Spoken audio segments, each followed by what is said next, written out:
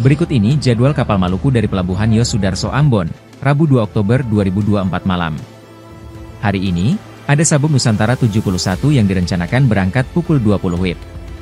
Dengan rute pelayaran, yakni dari Ambon, Amahai, Tehoru, Werinama, Banda, Serua, Nila, Teon, Batu Merah, Wulur, Romang, Kisar, Leti, Moa, Lakor, Luang, Lelang, Tepa, Lewa, Dawelor, Kroing, Marsela, Saumlaki, dan Tual. Hal tersebut diungkapkan Nahkoda KM. Sabuk Nusantara 71, Pujianto saat ditemui tribunambon.com.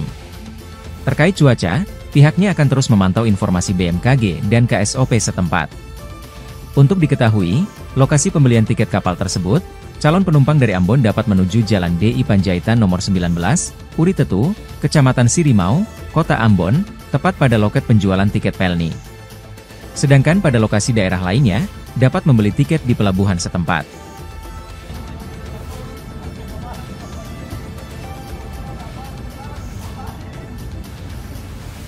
Download Tribun X sekarang, menghadirkan lokal menjadi Indonesia.